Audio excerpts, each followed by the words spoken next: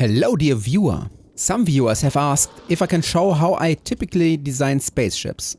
First, you need to have an idea of what you actually want to design. My previous ships were all thin and elongated, because that's the most efficient way to reach top speed in Factorio space age. In this case, however, I want to design a ship that looks completely different from all the others.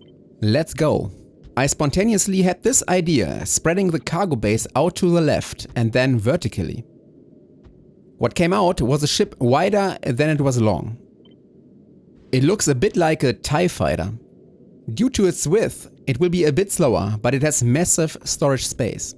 Let's make it a rectangle to create enough space for production. In the lower part of the ship, I am now trying to fit in as many thrusters as possible.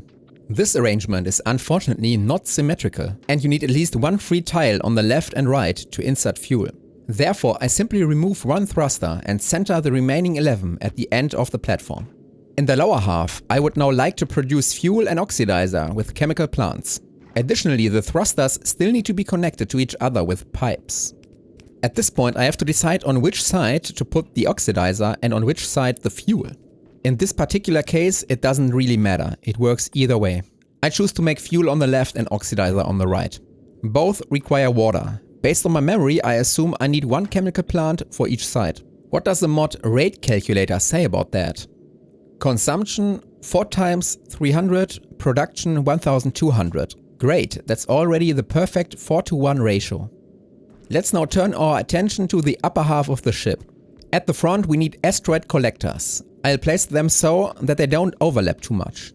For storage and transportation of asteroids, a sushi belt loop will be used, where all 3 types of asteroids will circle together. Time to build asteroid crushers.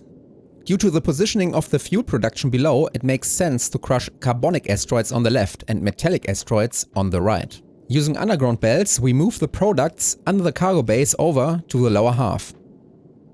Ice, on the other hand, will be crushed in the middle. With a splitter, I then lead it past the main hub to the chemical plants.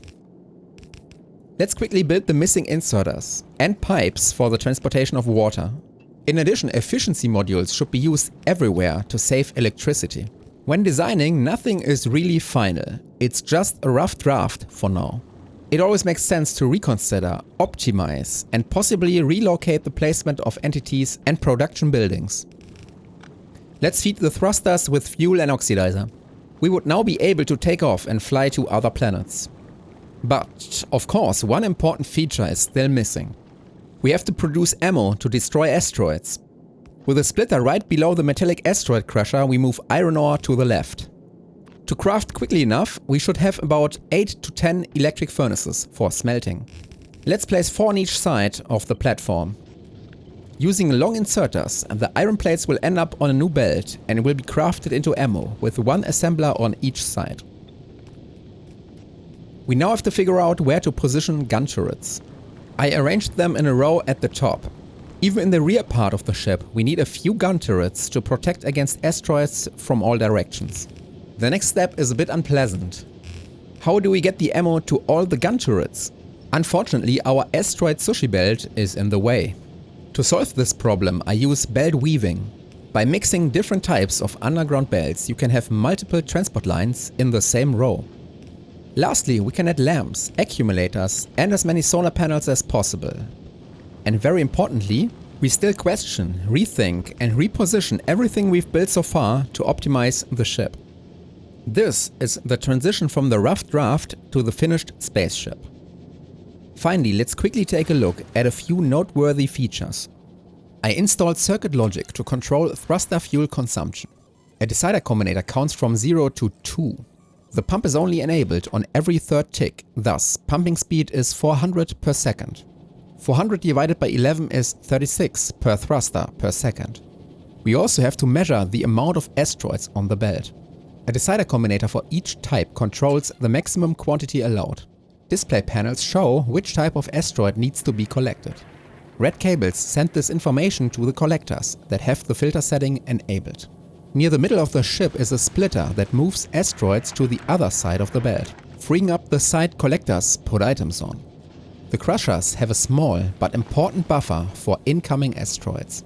Taking them directly from the belt can potentially briefly stop production if no asteroid is present at that exact moment. Asteroid collectors are a bit too far apart to connect them with the red cable directly, so I'm using the lamps to make the connection possible. The assembler is producing ammo insert directly into the main hub. This way we can store a significant quantity and at the same time use it for waiting conditions. Here is the belt feeding the top row of turrets. And this one goes to the bottom half, to the rear end turrets. Okay, let's fly to Norvis and measure speed. 260 when leaving the planet with fully fueled thrusters. Dropping to 200 after a while because of the throttling. I named this ship Wasted Years, and it is my first transport ship for my new playthrough. If the ship has no fuel reserves at all, it can drop to a baseline of 130. Okay, thanks for watching. The free blueprint is in the description below. Special thanks to all supporters on Patreon. Your support is truly awesome. Please share your thoughts about this ship design in the comment section below.